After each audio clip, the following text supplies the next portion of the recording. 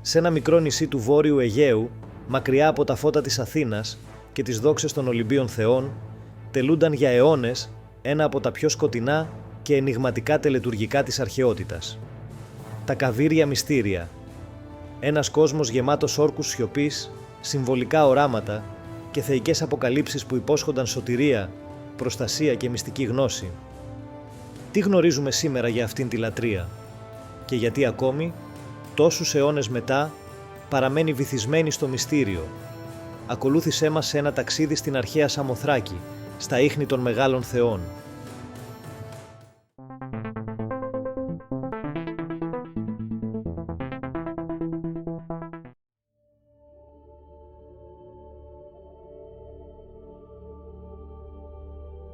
Στην αρχαιότητα, πέρα από τις επίσημες δημόσιες λατρείες, υπήρχε και ένας κόσμος μυστικών τελετών, τα λεγόμενα μυστήρια.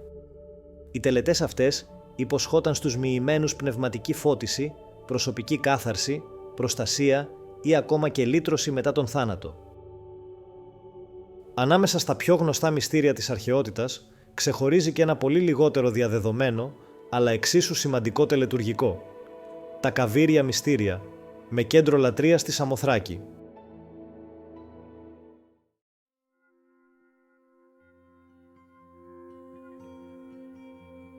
Η Σαμοθράκη, ένα ορεινό και μυστηριώδες νησί, αποτέλεσε το επίκεντρο της λατρείας των λεγόμενων μεγάλων θεών, οι οποίοι ταυτίζονταν με τους Κάβυρους. Στην πλαγιά του όρου Σάος, σε ένα ιερό βυθισμένο στη φύση και την ησυχία, τελούνταν για αιώνες μυστηριακές τελετές που προσέλκυαν ανθρώπους από την Ελλάδα, αλλά και από όλο τον τότε γνωστό αρχαίο κόσμο. Το ιερό της Σαμοθράκης δεν ήταν απλώς τόπος λατρείας, αλλά και τόπος δύναμης.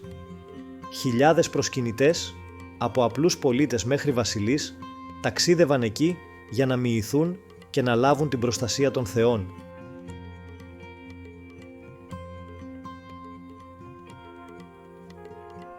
Οι θρησκευτικές τελετές που γίνονταν προς τιμή των Καβύρων αποτελούνταν από διάφορους βαθμούς μοίησης και διαιρούνταν σε μικρά και μεγάλα μυστήρια.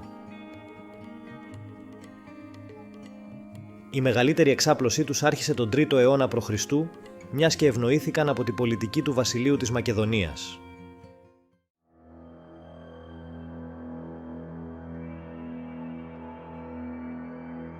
Η ταυτότητα των Καβύρων παραμένει σκοτεινή και πολυσυζητημένη. Κάποιοι αρχαίοι συγγραφείς τους θεωρούσαν χθόνιες θεότητες, θεότητες δηλαδή του κάτω κόσμου ή της φύσης, ενώ άλλοι τους συνέδεαν με τον ύφεστο και τις τέχνες της φωτιάς και της μεταλλουργίας. Κάποιοι θεωρούσαν ότι είναι δαίμονες της γονιμικής μαγείας, κάτι που προσδιορίζεται με τα όρθια εδεία που αναπαριστάνονται. Τον ίδιο ρόλο άλλωστε έχουν οι σάτυροι και οι σιληνοί στα διονυσιακά μυστήρια.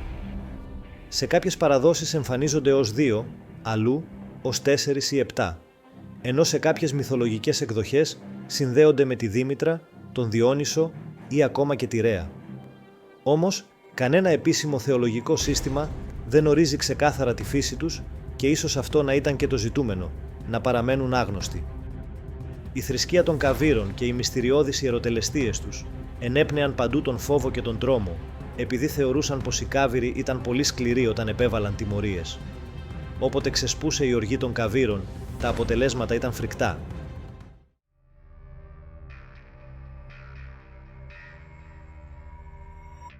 Η συμμετοχή στα Καβύρια Μυστήρια ήταν προσωπική υπόθεση.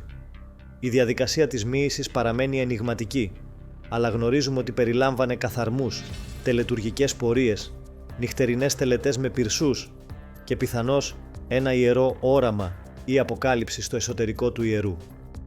Κατά τη μοίηση έβαζαν τον υποψήφιο πάνω σε θρόνο, γι' αυτό και η μοίηση ονομαζόταν θρονισμός.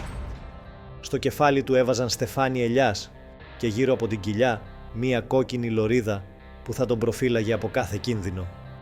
Μετά ακολουθούσε ο ιερός χορός, όπου οι μοιημένοι χόρευαν γύρω του. Επίσης, φορούσαν ειδικούς μανδύες και έπαιρναν μέρος σε διάφορες άλλες σιωπηλές τελετές που διαρκούσαν μέρες. Δεν επιτρεπόταν η δημοσιοποίηση όσων έβλεπαν ή βίωναν. Αυτή η ιερή σιωπή ήταν το θεμέλιο του μυστηρίου. Πιστευόταν ότι όποιος είχε μοιηθεί αποκτούσε θεϊκή προστασία ειδικά από κινδύνους του ταξιδιού και της θάλασσας. Πολλοί ναυτικοί ή ταξιδιώτες ξεκινούσαν με μία μοίηση στη Σαμοθράκη για καλή τύχη και επιβίωση. Γενικώς τα καβύρια μυστήρια στην λειτουργία τους είχαν τον θεμελιώδη σκοπό στο να επιδιώκουν την ηθικοποίηση των ανθρώπων, όπως το αναφέρει και ο Διόδωρος Σικελιώτης λέγοντας «Οι μειούμενοι γίνονταν ευσεβέστεροι, δικαιότεροι και κατά πάντων καλύτεροι». Επίσης σε αυτά γίνονταν και διδασκαλίες για τη γέννηση του κόσμου και του ανθρώπου. Δηλαδή, πέρα από τη λατρεία τους και τη θρησκευτική τους υπόσταση, είχαν και τον χαρακτήρα της κοινωνικής αρετής, όπως άλλωστε όλα τα μυστήρια της αρχαίας Ελλάδας.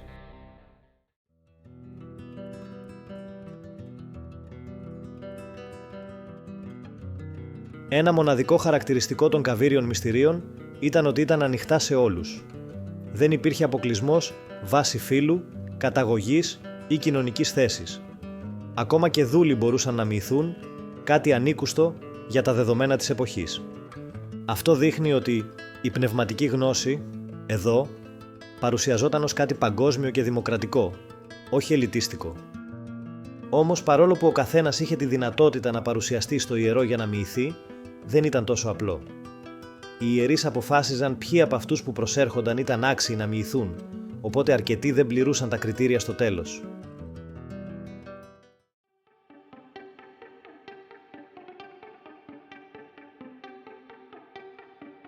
Πολλές μεγάλες προσωπικότητες μοιήθηκαν στα καβύρια. Ο Φίλιππος ο δεύτερος της Μακεδονίας λέγεται πως γνώρισε εκεί τη μητέρα του Μεγάλου Αλεξάνδρου Ολυμπιάδα, που αναφέρεται μάλιστα και ως ιέρια. Επίσης λέγεται ότι και ο ίδιος ο Αλέξανδρος μοιήθηκε στα μυστήρια πριν την εκστρατεία στην Περσία. Ο Πλούταρχος, ο Διόδωρος, ο Πίνδαρος και άλλοι αρχαίοι συγγραφείς αναφέρονται στα μυστήρια με δέος. Κατά τη Ρωμαϊκή εποχή η φήμη του ιερού παρέμεινε δυνατή. Ο ίδιος ο Ιούλιος Καίσαρ πιθανώς πέρασε από τη Σαμοθράκη.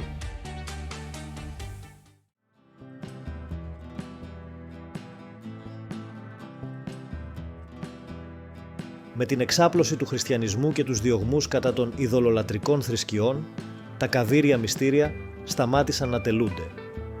Οι ναοί εγκαταλείφθηκαν και η μυστική γνώση χάθηκε.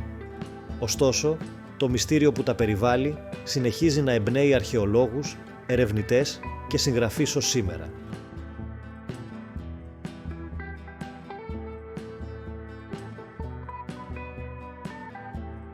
Σήμερα, ο επισκέπτης της Σαμοθράκης μπορεί να περπατήσει ανάμεσα στα ερείπια του ιερού των Μεγάλων Θεών και των άλλων εγκαταστάσεων που σώζονται μέχρι σήμερα. Αν και η τελετουργία δεν μπορεί να αναβιώσει, η ενέργεια του χώρου παραμένει ισχυρή. Στον σύγχρονο μυστικισμό και την εσωτερική φιλοσοφία, τα καβύρια παραμένουν σύμβολο εσωτερικής αναζήτησης και πνευματικής μεταμόρφωσης. Κι ίσως αυτό να είναι το πιο ισχυρό απομεινάρι της λατρείας, η συνεχής αναζήτηση του ανθρώπου για κάτι ανώτερο, κάτι βαθύτερο.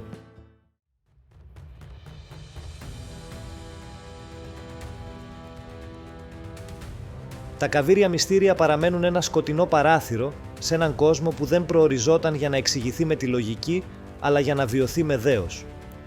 Δεν γνωρίζουμε με βεβαιότητα ποιοι ήταν οι θεοί τους, τι ακριβώς τελούνταν μέσα στα ιερά, ούτε τι είδαν οι μοιημένοι εκείνες τις νύχτες του φωτός και της σιωπής. Αυτό όμως που γνωρίζουμε είναι πως άνθρωποι κάθε ηλικίας, τάξης και καταγωγής περπατούσαν ως απλοί θνητοί τα μονοπάτια της Σαμοθράκης και έφευγαν μεταμορφωμένοι. Δεν τους δινόταν πλούτος, ούτε δύναμη. Τους προσφερόταν κάτι σπανιότερο, η αίσθηση πως για μια στιγμή άγγιξαν το αιώνιο, κάτι που κανένας θάνατος δεν μπορεί να φθείρει.